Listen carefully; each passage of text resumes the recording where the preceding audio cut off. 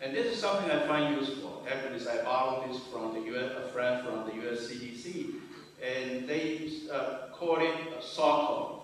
That means a single overriding communication objective. Okay, and actually, usually it's a phrase. In the early days of H1N outbreak, the SOCO we have is H1N1 is no SARS, or H1N1 is different from SARS. H1N1 跟 SARS 不一样. Well, actually, that is the SOCO we have been used for weeks in the early days of the H1N1 outbreak. Later on, we have another SOCO saying that the domestic and the foreign vaccines are all the same. That all is exactly the same.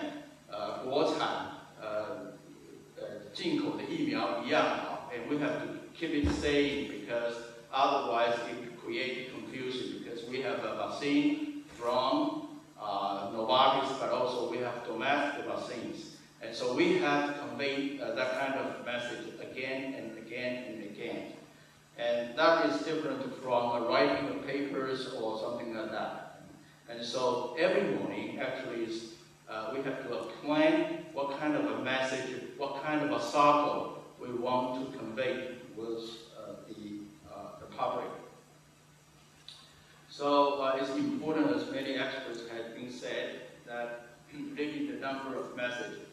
The public cannot take that much information, so you don't confuse them.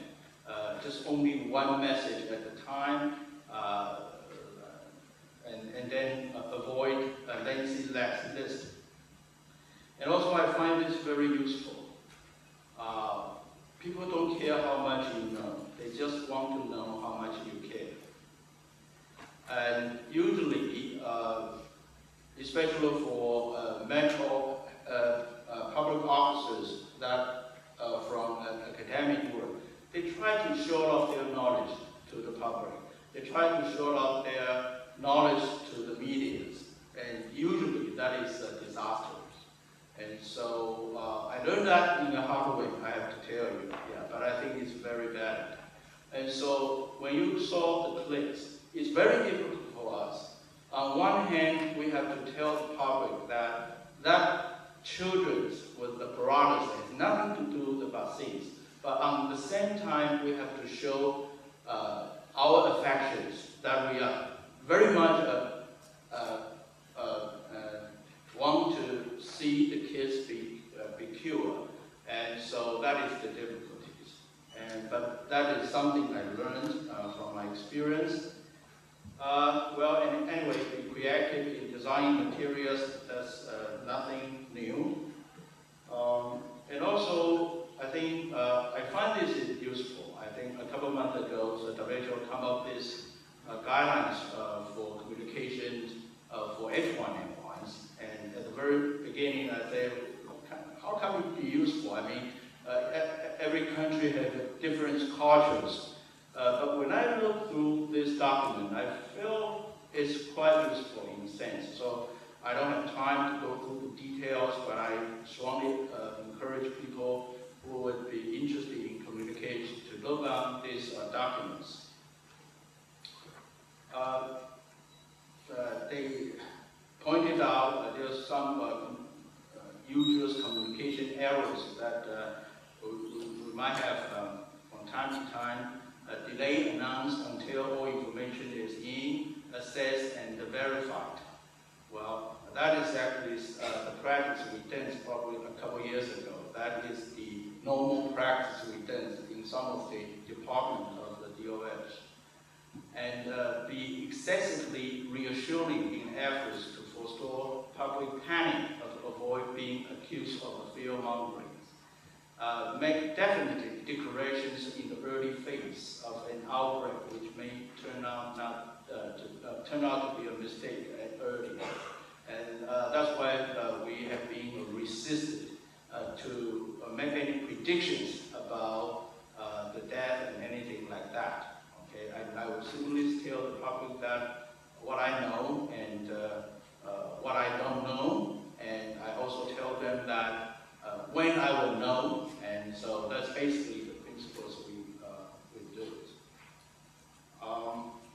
also we learned it painfully from the SARS outbreak, is that never celebrate your victories too early. Okay, so try to keep it down and be cautious. And also there's other things I find useful, but I don't have that much time. And again, this is all the principles have been laid out this morning. The trust announced earlier, transparency, listing, and planning. Now, let's go to something I want to make a point. It's about transparency. I remember Dr. Mentor say he doesn't believe any country has that.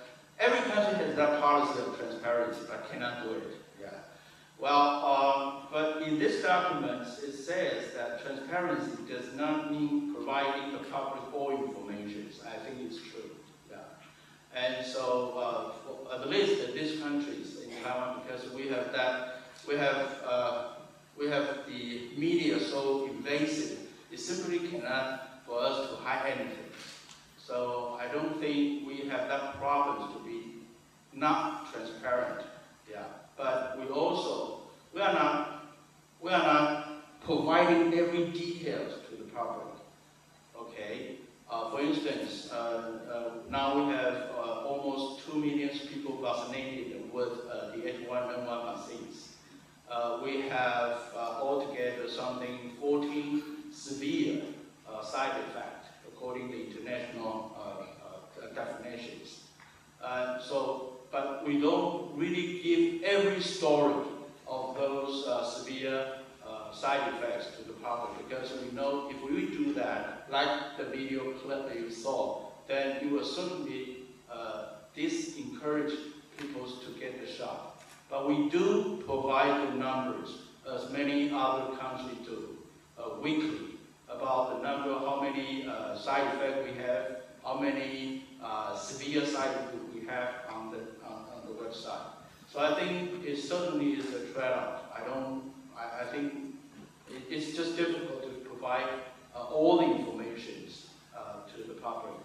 And I don't think, it really depends on how you define the transparency. But basically, we provide all the information that we think the public need to know. Listening is very important. I also learned this from our painful experience, because as someone said this morning, that a lot of people come from the health education professionals, so when they speak in a manner from teachers to students. But that is definitely not the case right now. So you have to listen to the public, not only from the conference, but also from something else that I will tell you later on. Planning is very important. I put a quote here from Winston Churchill. It said, "Plans are useless, but planning is invaluable." That's something I learned also from this outbreak, because there's so many supplies, and so existing plan is really useless. But I mean, doing planning is very important, I think. This is really the cycle we do every day. You know, every morning. I can show you this later on. Okay. And also planning scenario. I think we have been touching that. We know in the very dark terms, we are going to have a problem, vaccine shortage or oversupply of vaccines, and probably there is a situation that people cannot get the vaccine, or there will be some serious side effect of that. And when that happens, how the government and how the Taiwan CDC react, that is a scenario you have to rehearsal beforehand.